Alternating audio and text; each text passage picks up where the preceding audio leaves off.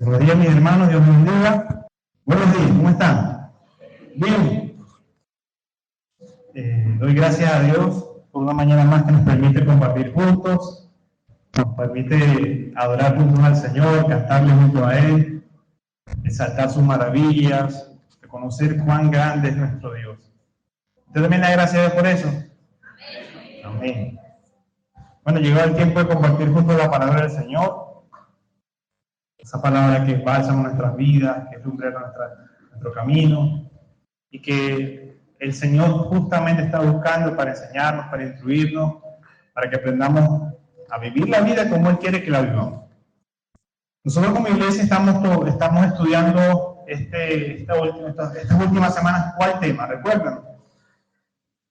¿Cuál es el tema? Por ahí está el flyer como chuleta, que dice serie. Tiene permiso para que lo busque. No se preocupe. Ajá, entonces, ¿cuál es la serie que estamos estudiando? Ajá, las relaciones fraternales y la misericordia en la iglesia del Señor. Así es, mi hermano. Oye, eso de las relaciones fraternales a nosotros los cristianos nos gustan mucho. ¿Por qué será que nos gustan? Vamos a ver. Yo quiero escuchar a los grupos de primeros principios, primer nivel. ¿Por qué les gustan las relaciones fraternales?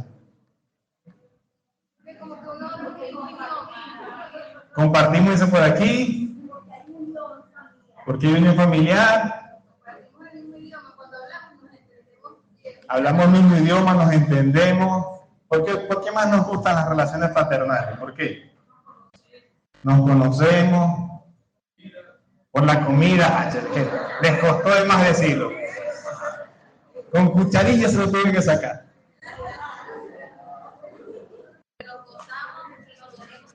Ajá, porque nos gozamos, pero no solo nos gozamos, ¿verdad? Sino también nos dolemos con nuestros hermanos, ¿cierto?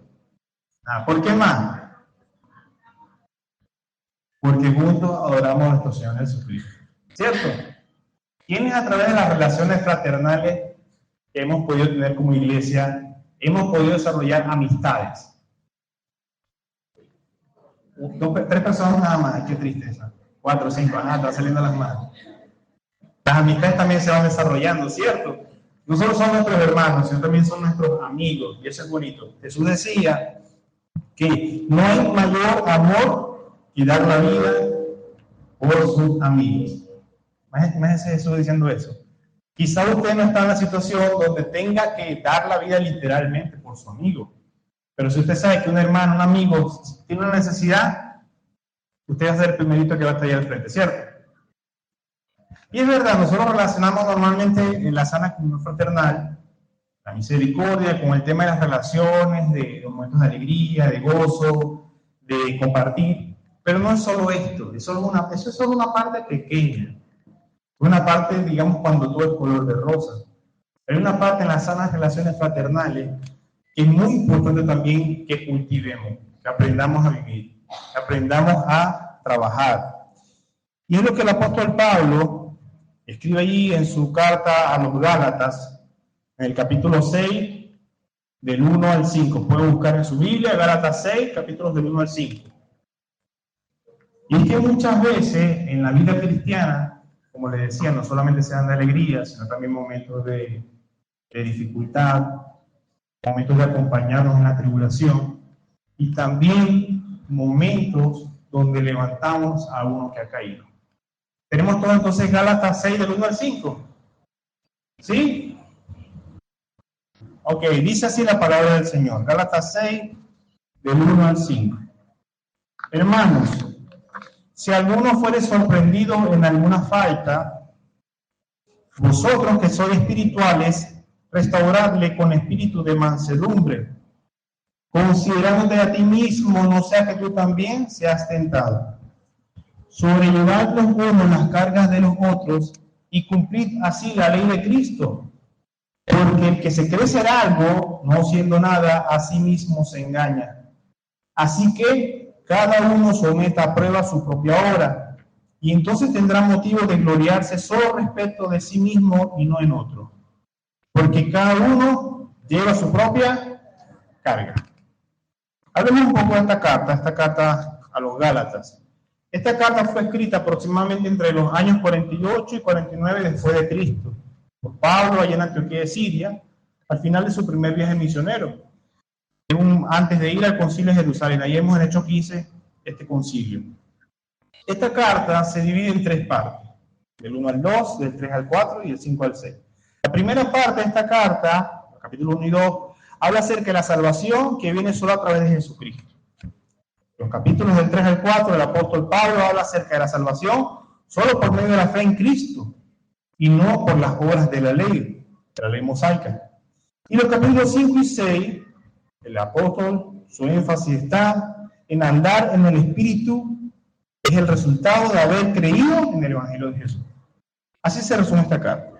Y tiene un propósito específico, y es que en estas iglesias de Galacia, junto con otras iglesias que también el apóstol Pablo ha hablado sobre esto, es establecer que la justificación es solamente por medio de la fe y no por obras o el cumplimiento de la ley mosaica. Ya en otras cartas Pablo ha hecho énfasis otra vez en esto.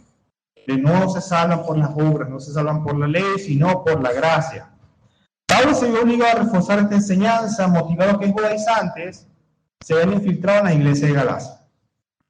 Que las iglesias de Galacia estaban conformadas en su mayoría por gentiles. Recordemos que los gentiles estaban los gentiles y los judíos. Los judíos eran sobre quien llegó el Salvador, los que dijo que iban a hacer su iglesia, su pueblo. Y los gentiles eran cualquiera que no era judío. Entonces están conformados por estas dos etnias, que insistían que además de la fe, los judaizantes, los creyentes debían circuncidarse según la fe judía y cumplir la ley para obtener la salvación. Lo interesante o que nos llama la atención de esta iglesia de Gálatas es que esta iglesia había crecido bien. Usted revisa el capítulo 5, el apóstol Pablo hablando, y dice que él se maravilla porque ellos iban bien y se desviaron. Dice que estos, cuando entraron los judaizantes, estos que creen que la salvación, además de la gracia, también necesitan la obra, estos empezaron a meter enseñanzas que no eran las que Pablo había dejado. Por eso es que Pablo usted ve que dice ahí en el capítulo 7 y 9, en el versículo 6 y 9 del capítulo 5, un poco de levadura le da toda la masa. Como estos pocos entraron, estaban ocasionando conflictos, confusiones, divisiones entre ellos. Entonces Pablo los llama a volver a la libertad que habían encontrado en Cristo a través de la gracia. No por la ley mosaica, sino a través de la gracia y la ley de Cristo. Y ahora estamos llamados a servirnos unos a los otros, pero cumpliendo la ley de Cristo. Amarás al Señor tu Dios con todo tu corazón y amarás a tu prójimo. Y no se coman unos a otros, dice ahí el 13 y el 15, el versículo 13 y 15 del capítulo 5. Pablo continúa aquí. Más bien andad en el Espíritu y no satisfagan los deseos de la carne. No irritándonos o envidiándonos, sino amándonos unos a otros. Versículo 26 del contexto anterior del capítulo 5. Entonces, en este contexto, en el que estamos hablando, de que Pablo les viene hablando sobre todo lo que es ahora, que ya no es bajo la ley, sino bajo la gracia, la libertad que consigue la gracia, es que Pablo les dice, yo encontré unos 3 principios que quiero compartir con ustedes. El primero es así, que va relacionado en cuanto a lo que es el cuidado mutuo, o el cuidado unos con otros. Y dice, debemos restaurar a aquel que ha caído en una falta, con mansedumbre, entendiendo que pudimos haber sido nosotros, mi hermano. Versículo 1. Debemos restaurar al que ha caído en una falta, con mansedumbre, entendiendo que pudimos haber sido nosotros. Dice entonces Gálatas 1, la primera parte, hermanos, si alguno fuere sorprendido en alguna falta, vosotros que sois espirituales, restaurarle con espíritu de mansedumbre, considerándote a ti mismo, no sea que tú también seas tentado. Entonces Pablo presenta una situación de un hermano, quizás algún miembro de la iglesia, o lo hacía de forma general para que lo pusiésemos en obra en cualquier ámbito. Pablo presenta aquí una situación de un hermano que había errado al blanco. Errar al blanco es el significado de la palabra pecado. Aquel que peca, pecado, significa errar al blanco. Entonces, Pablo presenta una situación donde alguno fue sorprendido en alguna falta, alguno fuese sorprendido en algún pecado. Y Pablo no detalla, digamos, las características de este pecado, no detalla cuál pecado fue, no detalla las consecuencias de este pecado. Lo que sí es que dice que si alguno cayera en una falta, a este restaurar. Vemos aquí lo que es el carácter de Dios en su santidad, donde Él no permite o no se agrada con ningún pecado, con ninguno. Usted puede decir, bueno, pero de repente no es lo mismo robarse un caramelo que ser Hitler o algo así. Hermano, ante los ojos de Dios, pecado es pecado. Sí habrá consecuencias distintas. No es lo mismo que el que se roba un caramelo que el que roba un banco, un ejemplo. Las consecuencias cambian, pero es pecado ante los ojos de Dios. Cada uno de los pecados que nosotros hemos cometido ante los ojos de Dios son iguales. Lo que sí llama la atención es que hay un llamado de parte de Pablo, de parte de Dios, a corregir a ese hermano en su condición. Y aquí vemos la importancia que Dios le da a la restauración en la vida de los cristianos. Esta es una de las verdades que Pablo hace énfasis en cuanto a lo que es desarrollo de esta carta, el andar en el Espíritu. Usted lo ve que lo menciona en varias ocasiones. Anden en el Espíritu. Anden en el Espíritu. Deshágase o quítense las obras de la carne. Esta palabra restaurar tiene la idea de corregir algo que está mal. Estripar un tumor maligno, volver a encajar algo en su posición correcta. Es una tarea que necesita acompañamiento y ayuda de alguien más. Algunos comentaristas lo dicen que es como una cirugía muy precisa, donde no es una carnicería que se corta, sino que se va con mucho cuidado de no cortar partes que están bien, a punto de sacar eso que está mal. Otros lo relacionan como cuando un hueso se sale de su coyuntura, volver a colocarlo en la posición correcta. Entonces tiene que ver con un tema de volver a lo correcto, restaurar, y que conlleva la necesidad de la ayuda de un segundo, de una persona que nos apoye. Lo que sí llama la atención, Pablo usted se da cuenta aquí que Pablo no pone su atención tanto en la persona que ha caído. Él no viene hablando de esta persona que hizo esto, que hizo lo otro. Cuando usted revisa este capítulo completo, usted se da cuenta de algo. Que Pablo le habla a la persona que restaura. Y ahí está el énfasis de cómo es la restauración. Él dice algunas características que debe tener esa persona que está restaurando. ¿Cuál es la primera característica? ¿Lo vemos? Vosotros que sois espirituales. Los creyentes, hermanos, hemos sido libertados del esclavitud del pecado. Eso significa que ya nosotros, ante la tentación, no somos presas. No decimos, bueno, tengo que hacerlo porque no tengo otra opción. Sino que ante la tentación, somos libres de si escoger pecar o si escoger huir de la tentación, como dice Santiago. Huye de la tentación. No pelees contra ella, mi hermano. Huye. Ahí sí se huye de la tentación.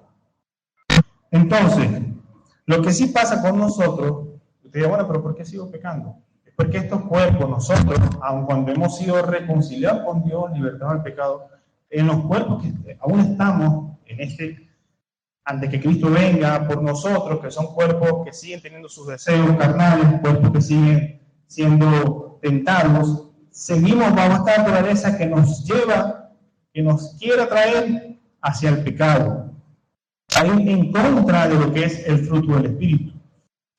El llamado del apóstol Pablo, mis hermanos, usted dirá, bueno, pero aquí dice, vosotros que sois espirituales, parecería que dijera, bueno, los que son espirituales restauren y los que no son espirituales no restauren. Pero no, el llamado del apóstol Pablo no es a que solamente los espirituales restauren, sino que todos restauremos. Pero ¿cómo es eso? Si dice los espirituales, que todos restauremos, pero guiados por el Espíritu, que es distinto. ¿Entienden? Yo no sé si en algún momento de sus vidas algún padre, cuando lo corrigió usted siendo hijo, lo corrigió con palo y usted, vamos a decir, sufrió y no aprendió nada. Dejó de hacer lo que estaba haciendo, pero sufrió. Y habrá tenido otra corrección que se aprendió y quizás no sufrió tanto y cambió lo que estaba haciendo. ¿Lo vemos? Entonces, ahí tiene que ver mucho lo que es cómo corregir siendo guiado por el Espíritu Santo, por el fruto del Espíritu, o siendo guiado por las obras de la carne. Entonces, cuando usted revisa, ahí tenemos que ir otra vez al contexto anterior, capítulo 5, donde vemos que el apóstol Pablo viene hablando acerca de lo que son las obras de la carne y el fruto del Espíritu. Dice el 16, capítulo 5, 16, digo pues, andad en el Espíritu, y no satisfagáis los deseos de la carne, porque el deseo de la carne es contrario del Espíritu, y el del Espíritu en contra de la carne, y esto se opone entre sí. Pablo está queriendo decir, hermano, al momento de corregir a otro, sé guiado por las obras del Espíritu, por el fruto del Espíritu en tu vida. Mire, el fruto del Espíritu, en cuanto a las relaciones, somos dotados los creyentes con amor, con gozo, con paz, con paciencia, con benignidad, con bondad, con fe, con mansedumbre, que es uno de los elementos que dice en el siguiente versículo cómo debemos restaurar, y con templanza. Lo contrario de eso es, en cuanto a las relaciones, enemistades, pleitos, celos, iras, contiendas, disensiones, herejías, envidias, homicidios. Imagínese si usted va a restaurar a un hermano, pero lo va a restaurar con celo, con envidia, con molestia, con prejuicio. ¿Qué va a pasar allí? ¿Usted cree que ese hermano que ha caído se ha restaurado? ¿Qué va a pasar? Lo dañas más. No solamente lo dañas a él, también te dañas a ti mismo, porque somos miembros los unos de los otros.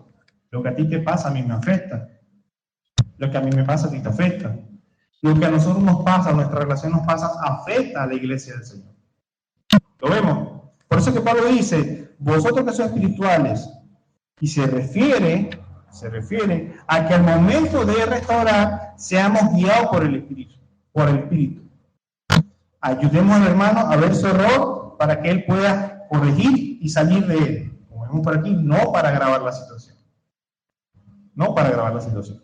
Entonces, una primera característica es, vosotros, eso significa que debemos restaurar siendo guiados por el Espíritu Santo, no por la carne. Muy bien. Una segunda característica que Pablo dice es con un espíritu de mansedumbre. Continúa la misma idea del apóstol Pablo de andar en el Espíritu. Vemos que la mansedumbre es uno de los elementos del fruto del Espíritu. ¿Qué quiere ver la palabra mansedumbre? Con apacibilidad de carácter, exenta de altivez o vanidad. Yo lo veo como un caballo que no es un caballo que no está domado. Un caballo que tiene fuerza, que tiene ímpetu.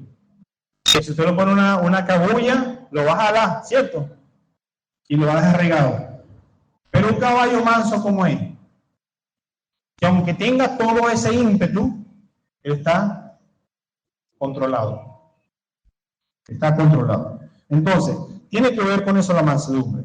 Es una predisposición mental que permite sufrir con paciencia las ofensas que se reciben, sin irritarse, sin resentimiento, sin ánimo de venganza. Y está estrechamente la mansedumbre enlazada con virtudes como la humildad y la amabilidad. Muy poco se encuentra la mansedumbre separada de estas otras virtudes. Entonces, es una virtud que tiene que estar dispuesto a mantenerse calmado, dispuesto a mantenerse con paciencia, tranquilo al momento de restaurar.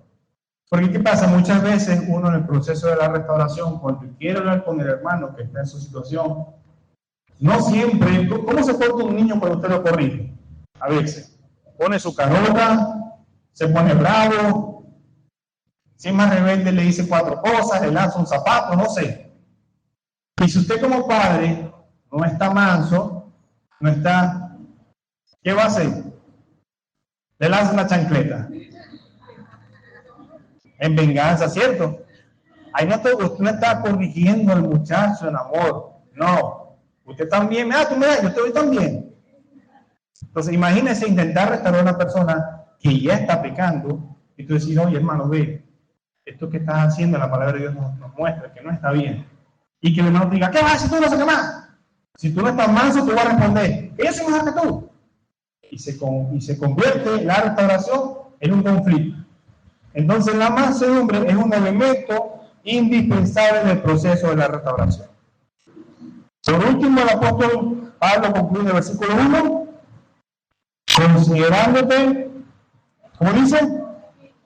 A ti mismo, no sea que tú también seas tentado. Hermano, que restaura, vamos a esperar que se organicen por allá. Ajá, todos prestar atención. Ok, quien restaura a mis hermanos no puede tener la percepción de que él no puede pecar. O pensar, oye, vale, ¿cómo caíste en eso? Nada más tú puedes caer en ese pecado, por ejemplo.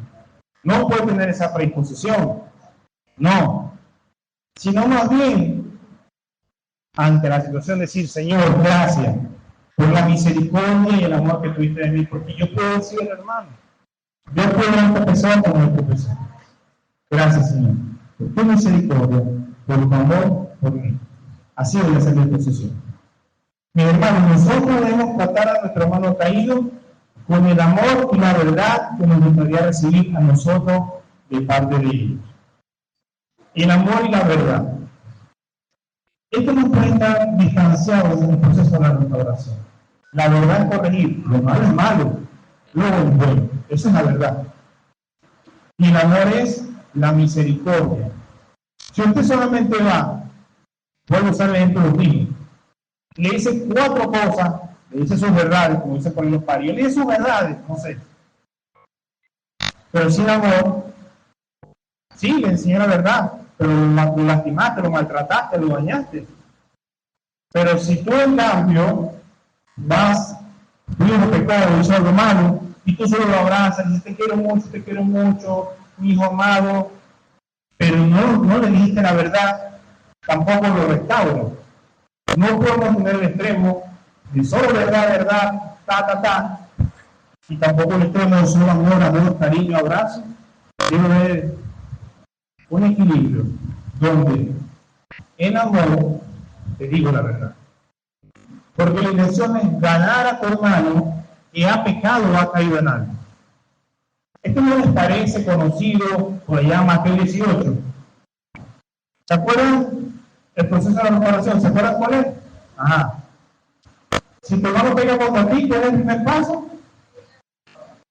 Ve y habla con tu hermano. Y vienen las 4 cosas que tienes que decirle para que se arrepienta. No. ¿Qué dice?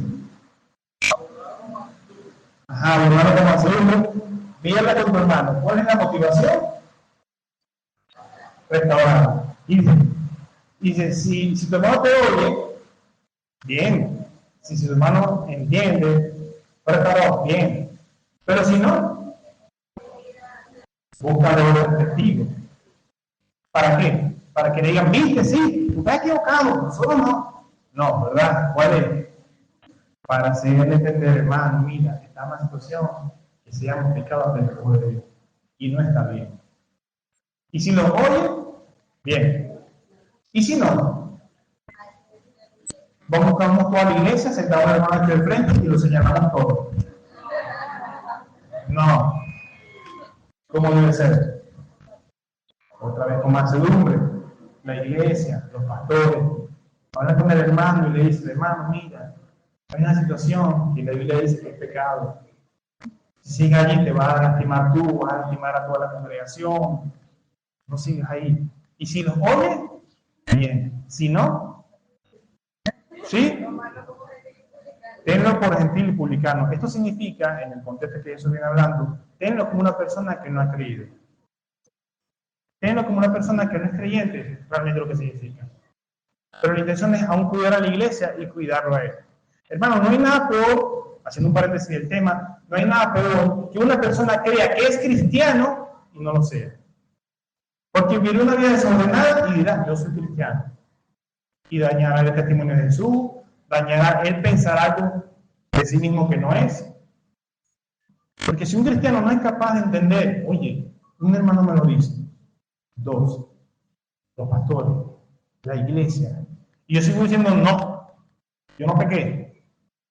Hermano, todos los cristianos hemos entendido algo, que somos pecadores, ¿cierto? No eres capaz tú de entender eso, o sea, todo el mundo está equivocado, toda la iglesia está equivocada. Hermano, hay un área que te están diciendo que está mal y tú sigues ahí. No. Entonces, bueno, volviendo al tema, vemos la importancia de la mansedumbre, del amor al momento de restaurar a un hermano. Muy bien. Ok. Hay un segundo principio que lo encontramos en el versículo 2. Dice, los creyentes podemos sobrellevar juntos nuestras cargas siendo movidos por el amor de Cristo. Los creyentes podemos sobrellevar juntos nuestras cargas siendo motivados por el amor de Cristo. ¿Cómo dice el versículo 2? ¿Quién me ayuda a leerlo fuerte?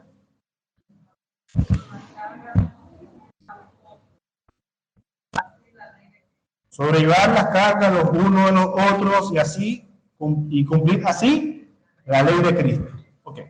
Jesucristo, mi hermano, no solamente nos salvó, no solamente nos reconcilió con el Padre, sino también nos enseñó y permitió tener sanas relaciones con el resto de su iglesia, con el resto de los salvados. Él pensó en su plan soberano instituir su iglesia, instituirnos a nosotros, donde unos a otros formamos parte de un mismo cuerpo, donde unos a otros estamos relacionados, somos miembros los unos de los otros, donde unos a otros nos edificamos. La restauración tiene que ver mucho con edificar. Uno como albañil, si va construyendo y ve que algo que está haciendo puede en el futuro crear una grieta que rompe esa pared, ¿qué hará el albañil? Acomodar esa parte.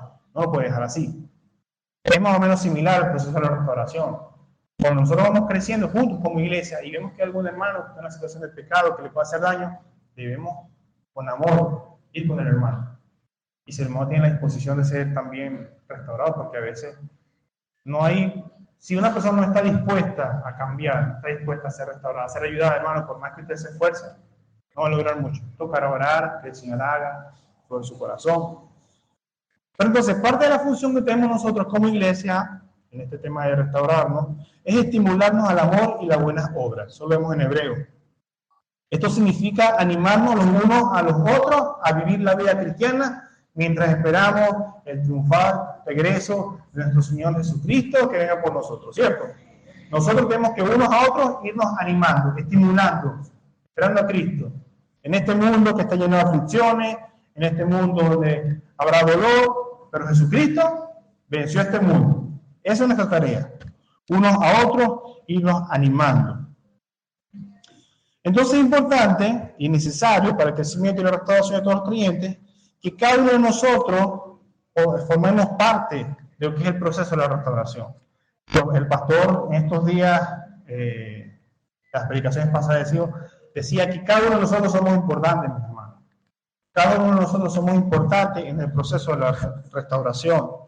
Nadie puede decir, no hermano, tú no eres importante. No hermano, sí es importante. Importante para tu vida, para mi vida, importante para que nosotros le ayudemos a él, es importante. Porque cada uno de nosotros en algún proceso necesitaremos la restauración en nuestra propia vida de parte de sus hermanos. Cuando unos a otros llevamos nuestras cargas, estamos demostrando el amor de Dios y el amor a nuestros hermanos. Estamos cumpliendo este concepto de la ley de Cristo. Usted no encontrará como quien dice una definición, esto es la ley de Cristo. Pero como Jesucristo lo viene mencionando y a unos apóstoles vienen mencionando acerca de la enseñanza de Cristo, se puede resumir en dos verdades. Amar al Señor con todo su corazón, con toda su fuerza, con todo su alma, con toda su mente, con todo su ser, y amar a tu prójimo como a ti mismo. Jesús dijo que en estos dos mandamientos se resume toda la ley. Entonces, cuando hablamos del concepto de la ley de Cristo, hablamos de este concepto. Amar a Dios por encima de las cosas y amar a nuestro prójimo como a ti mismo. Entonces, este concepto de la ley, justamente para el momento histórico que estaba pasando en la iglesia de Galacia, es sumamente importante. Recordemos que entre ellos había dos comunidades, una de los gentiles, que eran personas que no eran judías, y otra de los judíos. Y algunos de estos judíos, como una levadura, estaba sembrando entre los creyentes que era necesario que también, aparte de la ley, aparte de la gracia, del regalo de la salvación de Jesucristo, también era necesario circuncidarse y cumplir la ley de Moisés para poder ser salvo. Parece que Pablo eufóricamente en esta carta le dice que no. Porque han vuelto, ¿quién nos engañó? ¿Quién nos confundió? No es así. Solo la fe en Jesucristo nos salva. Solo en Él tenemos salvación. Y es que ellos habían entrado, los judaizantes, habían entrado dentro de esta comunidad y le dijeron, sí, aparte de la gracia, usted tiene que cumplir los 600 mandamientos que hay en la ley de Moisés para ser salvo. Entonces, ¿qué sentido tiene si somos salvos por gracia, por un regalo, querer cumplir mandamientos u obras para ser salvador? Eso al final no es gracia, es obra. Si yo digo que yo me salve porque cumplí los 600 mandamientos, entonces de nada sirve el sacrificio de Jesucristo. Y esto es lo que Pablo le está diciendo. No, vivan en la ley de Cristo, pero no como un requisito para ser salvos, sino como una evidencia de que son salvos. Y eso les ayudará a ustedes, Amarse los unos a los otros, amar al Señor, los va a ayudar a ustedes en su vida cristiana. Mi hermano, por tanto, podemos resumir que lo que realmente nosotros necesitamos para poder sobrellevar las cargas los unos a los otros es el amor que el mismo Señor ya nos mostró y dio para amar a otros. Tanto fue el amor de Dios que hizo, que envió a su Hijo unigénito para que todo aquel que en él cree. La motivación para salvarnos de parte de Dios fue amor. Amor por nosotros, amor por una sociedad pecadora, una sociedad que le da la espalda, una sociedad que no lo buscaba. Nadie de lo que está decía, no, yo de lo que está aquí puede decir, yo llegué a los pies del Señor porque yo mismo lo busqué. No, hermano, Él puso ese en tu corazón. Él te atrajo hacia Él mismo con himnos de amor. Por un amor que te abarcó tanto que tú no necesitas más nada que responder. Ese fue el llamado de Dios. Y fue el mismo amor que motivó a Jesucristo a pagar por nosotros en esa cruz. Él mismo decía, no es que ustedes me buscan y me atraparon y me van a matar. No, yo mismo entrego mi vida por ustedes. Yo mismo lo hago. Jesucristo lo decía. Por eso decía, no hay mayor amor que dar su vida por sus amigos. Incluso lo vemos allí a segundos de su muerte física temporal. Es decir, cuando lo abofeteaban, cuando lo escupían, cuando estaban los soldados frente a esa gente que lo veía, muchos llorando, otros pidiendo su muerte. Jesucristo nos pidió, Señor, envía fuego y destrúyelos, como en algún momento pidieron sus apóstoles. ¿Qué dijo Él? Perdónalos porque no saben lo que hacen. Eso es amor. Eso es amor. Y eso debe ser lo que a nosotros nos motive a restaurar a nuestro hermano. Y sobrellevar las cargas, la restauración es una parte de la carga. Pero también hay otra parte de la carga, es el acompañarlo. A veces no es que el hermano, digamos que hay una situación de pecado, y la muerte de un familiar, un desempleo, una tragedia, una situación económica, no sé, tantas cosas por las que Jesús nos dijo, en este mundo tendréis aflicción. Y sobrellevar las cargas los unos a los otros es eso. Es reír con el que ríe, gozarse con el que se goza y llorar con el que llora. Eso forma parte de la vida cristiana. Sobrellevar los unos a los otros, pero no es nuestra fuerza. No. ¿Es la fuerza de quién? ¿Con qué motivación? Amor. Amor. Por eso usted ve que allá en Corintios, Pablo dice que sin amor, nada somos. Y él comienza diciendo, tú puedes hacer tales cosas, y puedes hacer lo otro, y puedes hacer lo otro, pero sin amor, de nada sirve. Usted puede tocar la guitarra bellísimo, la batería bellísimo, pero sin amor será como una guitarra desafinada, como una batería que está, no sé, toda rota. Porque ahí lo más importante es el amor. Si nosotros separamos el amor de nuestra obra, de nuestro servicio a Dios, a nuestros hermanos, solo quedan obras, solo queda la ley. Y Pablo dice que si el que quiere solamente salvarse a través de la ley, no puede, es imposible hacerlo. Entonces, que eso nos llame la atención y nos lleve a pensar, ¿qué me está motivando a mí a ayudar a mi hermano, a servir al Señor? Ya va, antes de corregir o decir algo, lo hago con el amor de Cristo o porque me vean. No solamente porque los pastores me dijeron que tengo que hacerlo, por obediencia nada más, Pues amor. Ahí está el punto, amor. Si no hay amor, de nada sirve todo lo que podemos hacer.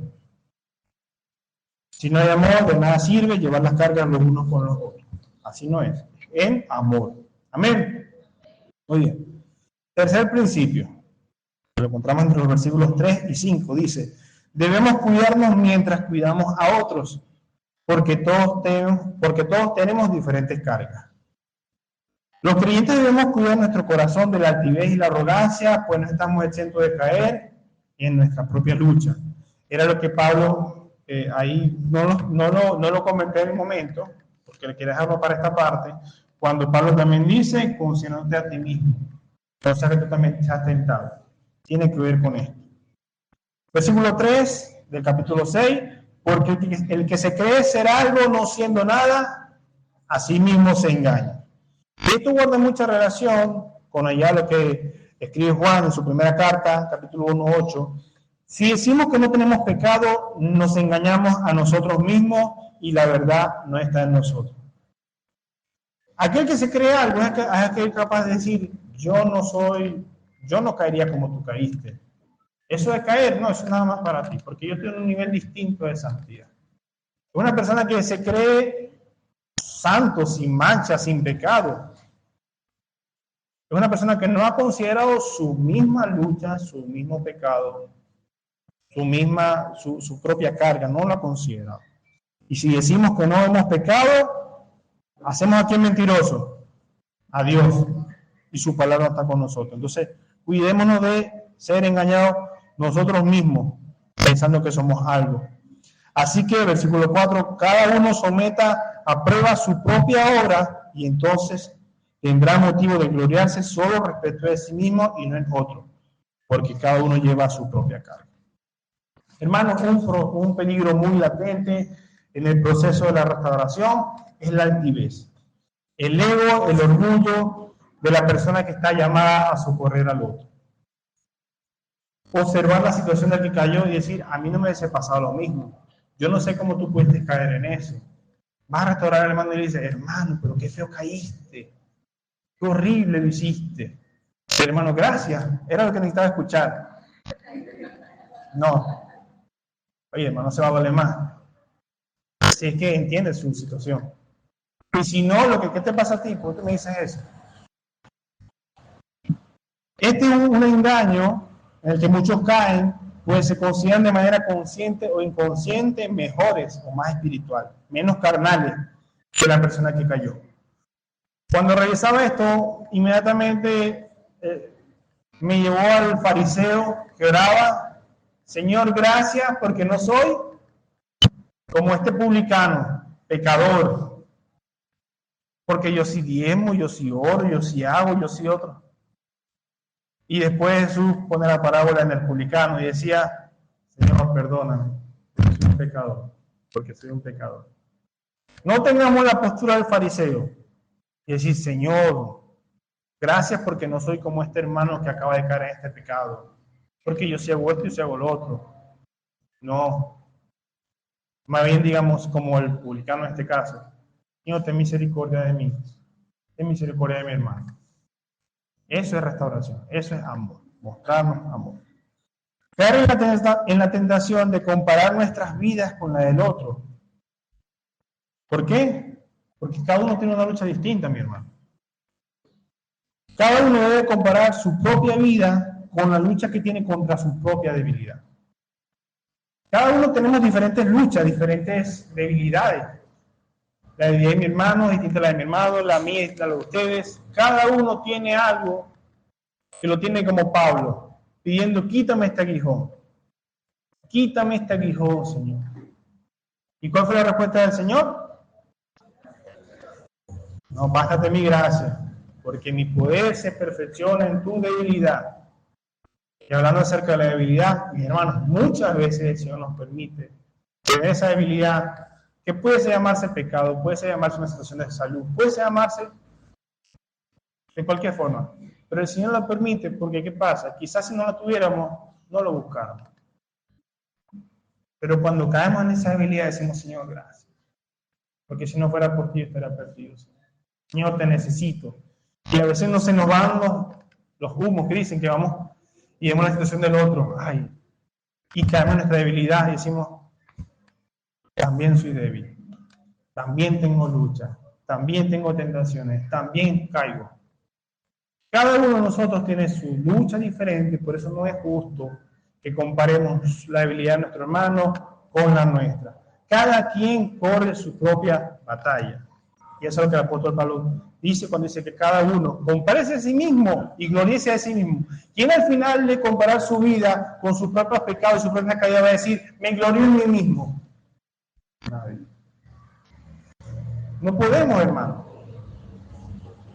Si en algo yo me glorío, es que Cristo habita en mí. Y ni siquiera es una obra mía, es del Espíritu Santo. Es lo que el apóstol Pablo decía, todo lo que soy lo dejo por basura, con tal de conocerle y ser hallado en él.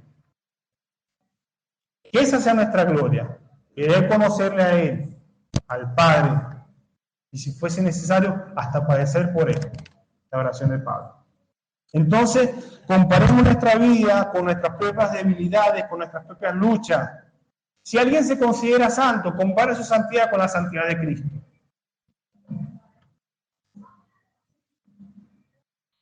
¿Puede gloriarse de eso? No, hermano. Y que eso sea para nosotros, no como un punto para hundirnos y caer al piso derrotados en tristeza, en depresión, sino para recordar que aun siendo esa nuestra condición, el Señor tuvo misericordia de nosotros y una y otra vez nos tiende su mano y nos perdona. ¿Por qué? Lo que dice 1 Juan 1:9, si confesamos nuestros pecados, Él es fiel y justo para perdonar nuestros pecados y limpiarnos de toda maldad. Eso no lo viene usted otra vez como que de ánimo, de gozo. El Señor no toma tu pecado para señalar que es este pecador. El Señor toma tu pecado y lo olvida, lo deja atrás. Y dice, aunque Él ha pecado, yo no lo tomaré en cuenta para vengarme contra Él, sino que llegó a mi Hijo Jesucristo, que por amor dio su vida por Él. Que sea nuestra misma actitud al momento de hablar, de señalar, de corregir, de restaurar, de decir algo. Que es ese pensamiento el que nos ayude a ser personas con lenguas prudentes. Ante una situación, decimos lo que nos pasa por la mente primero. No. Pararnos, pensar. Amor, mansedumbre, amor de Cristo, misericordia, y recalcular lo que vamos a decir. Que en nuestra boca salgan palabras que restauren a nuestro hermano. ¿Te parece? Cada uno lleva una carga y una debilidad diferente en forma y en nivel. Ningún proceso es igual, por lo tanto no es justo señalar, culpar o peor, pretender decir que un creyente que ha caído es más carnal o más débil que otro. No, mi hermano, así no es. Dios no puede ser burlado y el que se considera justo y sin falla o más espiritual que a otro, a sí mismo se engaña. Razón tenía Jesús cuando dijo que llamaba a juzgar. Recuerden que decía, tú hipócrita que vienes y le dices al otro que se saque la paja del ojo y tú tienes una viga. Evalúate en ti mismo, porque con la misma vara que tú midas, yo te mediré. Imagínense, si con la misericordia que usted restaura al otro, el Señor nos restaura a nosotros, con la misma medida de misericordia, no tuviéramos ningún espacio, porque no somos misericordiosos como el Señor lo es. Él nos llama a eso, y es parte del fruto de su espíritu, pero no somos igual. Estamos en un proceso de poco a poco e ir pensando con más amor, con más mansedumbre, con más misericordia. El llamado, mis hermanos, no es encargarse cada uno de lo suyo, ignorando al que ha caído en su propio pecado, sino más bien ayudar al que ha caído, cuidándonos en ser humildes, sabiendo que nosotros podemos caer. Tampoco el punto es que decir, bueno, cada quien tiene su propia lucha, la salvación es individual, y el hermano caído, no sabiendo cómo hacer, patinando en lo mismo, y usted viéndolo así, pobrecito, gracias a Dios no soy como él, yo sé hago cosas buenas. No, también levantarle. A veces son cosas prácticas, a veces no son cosas tan súper espirituales.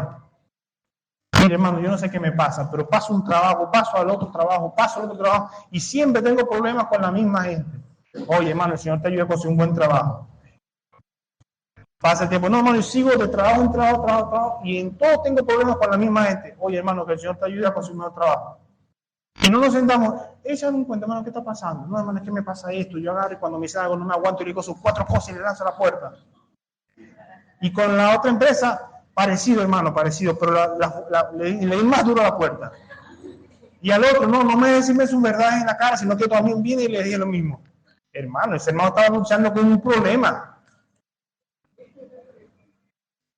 Ese hermano necesita, oye, hermano, pero ve, ¿qué te parece si más bien ante lo que te dice otro que no te parece, tomas la mansedumbre y la paciencia de Cristo, que siendo blasfemado, cayó? ¿No crees que eso te puede ayudar que en un próximo trabajo, si te dan trabajo, en un próximo trabajo te puede ir mejor? Son consejos prácticos que seguramente ayudarán a ese hermano a no tener tantos conflictos personales o rollos personales con las demás personas. Eso sí es amor, eso sí es misericordia. Un hermano que tenga una necesidad porque de verdad se está esforzando, no consigue trabajo, no consigue empleo y dice, oye hermano, no tengo ni para comer. Oye hermano, tranquilo, yo voy a orar al Señor para que te provea. Hermano, dale una harina pan aunque sea, hermano. Oye. Amén. Hermano, en la vida cristiana es una vida práctica, de hábitos cristianos, el amor, el gozo, la paciencia, la abundancia, la dignidad, la fe, la mansedumbre, la templanza, son características o son elementos del fruto del Espíritu Santo para ponerlo en práctica en nuestras vidas. No es un título, no es algo que solamente quede en palabras, es de forma práctica cómo yo pongo eso en la vida de mi iglesia, en la vida de mi hermano, en mi propia vida. Así es. No es encargarse cada quien, dice, no, porque yo tengo mis propias batallas, no me puedo encargar de ti porque yo tengo mis propias luchas. No, hermano. Si el Señor a ti te ha puesto en esta iglesia, en medio de esta comunidad, es porque con tu servicio tú vas a ayudar a una comunidad. Y esa comunidad a ti te va a ayudar también. Sí, cada uno tiene sus propias luchas, sus propias batallas, sí, pero también hay luchas que debemos batallarlas juntos, ayudarnos juntos. No es un cristianismo de hola y chao. Es de una familia, de relacionarse con su familia, de conocer a su familia como dijimos, de escuchar sus luchas, escuchar sus batallas. ¿Cómo vamos a saber que un hermano tiene necesidad si no nos acercamos y le preguntamos cómo está? ¿Y cómo vamos a saber que un hermano tiene necesidad si cuando te preguntan tú dices, bien? Siempre. Y no abres un poquito tu corazón para relacionarnos y conocer. Cada uno debe comparar su vida con la de uno mismo. No pienses en lo que tu hermano cayó, piensa y recuerda tus propias caídas. Reconoce que si no fuera por el amor de Dios y la misericordia que encontramos en Jesús, estaríamos aún en nuestros delitos y pecados. Mis hermanos, en la vida del Señor, en su iglesia, habemos muchos obreros. ¿Quién es obrero del Señor? Oro por los que no levantaron su mano para que también lo sean. Todos caminamos en una misma misión. Sin embargo, el camino y los obstáculos de cada uno es distinto. Debemos caminar con cuidado de caer en nuestras propias luchas, pero también cuidándonos los unos a los otros de caer en sus luchas. También levantarnos cuando uno caiga y dejándonos levantar cuando caigamos tú, cuando caiga yo. Hermanos, en algún momento, tú, yo, alguno de nosotros necesitará ser levantado. Necesitará que alguien se agache y lo levante del piso. Tenga eso en su mente. No piense que usted siempre va a ser el que restaura. A veces seremos el que necesita ser restaurado. Oremos al Señor para que nos ayude, nos guarde, tener un corazón humilde, manso, de no tener una estima mayor a la que debemos tener nosotros mismos. Si se crece, si siente que el orgullo está haciendo mella en su vida, recuerda a Jesucristo siempre. Ese patrón, ese hijo amado en quien Dios tiene complacencia. El día que usted sea mejor que él, ahí sí gloríese. Pero eso no va a pasar. Cuando ya Él venga, nos restaure, nos glorifique estos cuerpos mortales en cuerpos glorificados, hechos para el cielo, seremos como Él, ya no habrá dolor, no habrá tristeza. Pero mientras de este lado del sol, de este lado de la montaña, de este lado de este mundo tendremos aflicciones, contamos los unos a los otros con su iglesia, con nuestros hermanos, para ser levantados y ser restaurados. ¿Te parece? ¿Usted está dispuesto a ayudar a su hermano cuando cae? ¿Usted está dispuesto a ser ayudado cuando usted cae?